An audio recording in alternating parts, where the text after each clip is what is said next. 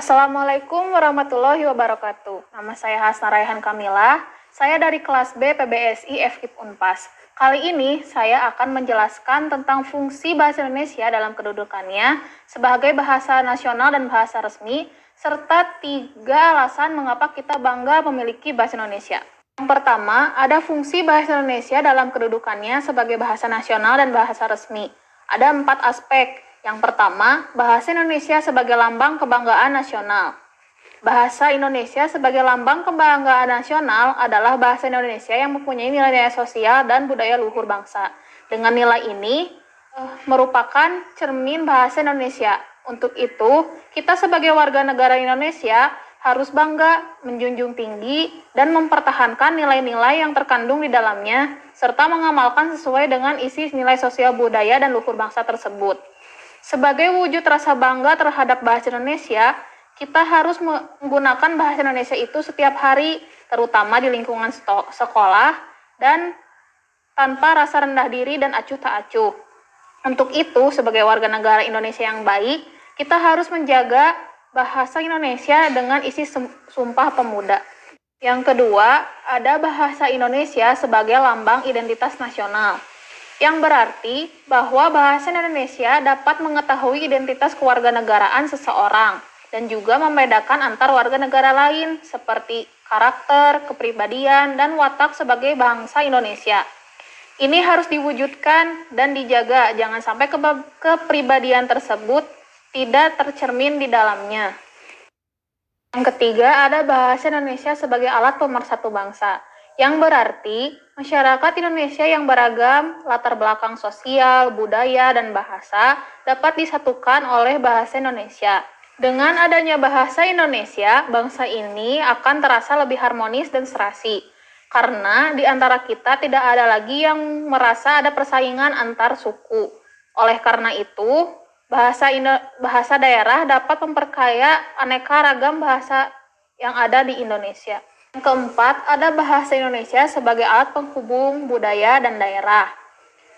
Hal ini dapat kita rasakan dalam kehidupan sehari-hari. Dengan bahasa Indonesia, kita dapat saling berinteraksi dengan segala bidang kehidupan, baik pemerintah, interaksi segala kebijakan dan strategi yang berkaitan dengan ideologi, politik, sosial, ekonomi, budaya, pertahanan, dan keamanan dengan mudah dapat disampaikan kepada seluruh masyarakat Indonesia.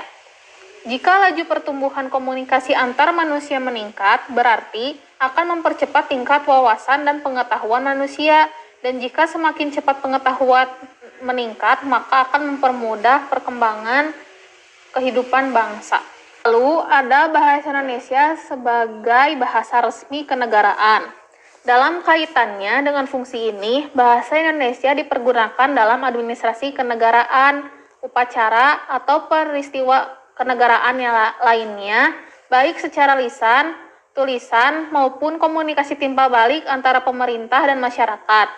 Dokumen-dokumen dan keputusan-keputusan, serta surat menyurat yang dikeluarkan oleh pemerintah dan badan-badan kenegaraan yang lain seperti DPR dan MPR ditulis dalam bahasa Indonesia. Pidato-pidato, terutama pidato kenegaraan, ditulis dan diucapkan di dalam bahasa Indonesia. Demikian halnya dengan pemakaian bahasa Indonesia oleh warga masyarakat di sekitar kita dalam upacara, peristiwa, dan kegiatan negaraan yang lainnya. Lalu, ada bahasa Indonesia sebagai pengantar pendidikan. Bahasa Indonesia sebagai pengantar pendidikan dipergunakan di lembaga-lembaga pendidikan formal maupun informal, dari taman kanak-kanak sampai perguruan tinggi. Menurut Suhendar dan Supinah, masalah pembangkaian bahasa Indonesia sebagai satu-satunya pengantar di segala jenis dan tingkat pendidikan di seluruh Indonesia masih merupakan masalah yang meminta perhatian. Lalu, ada bahasa Indonesia sebagai bahasa resmi untuk kepentingan perencanaan dan pelaksanaan pembangunan nasional serta kepentingan pemerintah. Dalam hubungannya dengan fungsi ini, bahasa Indonesia tidak hanya dipakai sebagai alat komunikasi timbal balik antara pemerintah dengan masyarakat luas atau antar suku, tetapi juga sebagai alat perhubungan di dalam masyarakat dan keadaan sosial budaya dan bahasa yang sama. Yang terakhir, bahasa Indonesia sebagai alat pengembangan kebudayaan, ilmu pengetahuan, dan teknologi.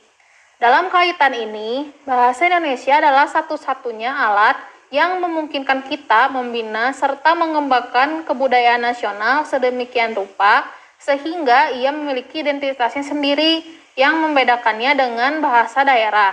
Untuk itu, pengembangan ilmu pengetahuan dan teknologi modern, baik dalam bentuk penyajian pelajaran, penulisan buku, atau penerjemahan, dilakukan dalam bahasa Indonesia. Dengan demikian, masyarakat bangsa kita tidak tergantung sepenuhnya kepada bangsa-bangsa asing di dalam usahanya untuk mengikuti perkembangan ilmu pengetahuan dan teknologi modern serta untuk ikut serta dalam usaha pengembangan ilmu pengetahuan dan teknologi.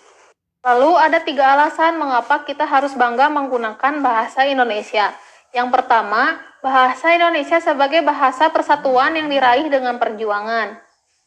Untuk diakui sebagai bahasa nasional, bahasa resmi, dan sekaligus bahasa persatuan, tentu kita masih ingat pada tanggal 28 Oktober 1928 pada saat Sumpah Pemuda, bangsa ini pernah bersumpah berjanji terhadap Ibu Pertiwi selalu menjunjung tinggi bahasa Indonesia sebagai bahasa persatuan. Prosesnya tidaklah mudah. Para pemuda Indonesia pada saat itu harus terbelenggu oleh kaum imperialis dan kolonialis, mengalami penghinaan dan penindasan, terinjak harkat dan martabatnya selama ratusan tahun. Ketika keberanian itu muncul, para pejuang tanah air mendeklarasikan bahasa Indonesia sebagai bahasa resmi untuk mengangkat kembali harkat dan martabat bangsa Indonesia. Harga yang harus dibayar itu tidaklah murah. Yang kedua, bahasa Indonesia adalah bahasa yang sangat kaya. Bahasa Indonesia berakar dari bahasa Melayu, dengan daerah Riau sebagai pusat perkembangannya. Namun, seiring waktu, bahasa Melayu dapat banyak pengaruh dari pedagang Arab, Tiongkok, India, dan sebagainya. Ini pada akhirnya memperkaya kosakata bahasa Melayu yang mempengaruhi banyak kosakata dalam bahasa Indonesia. Tidak cuma bahasa asing, ratusan daerah terdapat di Nusantara yang sedikit banyak mempengaruhi pembendaharaan bahasa Indonesia sendiri. Pengaruh dari bahasa asing dan bahasa daerah menyebabkan pembendaharaan bahasa Indonesia sangat kaya. Karena itu, bila ada yang menyebutkan kekurangan kosakata untuk mendeskripsikan sesuatu, mungkin kita kurang mengenal bahasanya. Dan yang terakhir, bahasa Indonesia dipelajari oleh bangsa lain. Tak hanya di dalam negeri, bahasa Indonesia ternyata dipelajari oleh beberapa negara di dunia. Setidaknya ada 4 universitas besar dunia yang memiliki mata kuliah bahasa Indonesia, yaitu Tokyo University of Foreign Studies di Jepang, University of Southern Queensland di Australia, Taras Shevchenko National University of Kiev di Ukraina, dan Hankook University of Foreign Studies di Korea Selatan. Sekian video dari saya kali ini. Mohon maaf bila ada kesalahan. Wabillahi taufiq wal hidayah. Wassalamualaikum warahmatullahi wabarakatuh.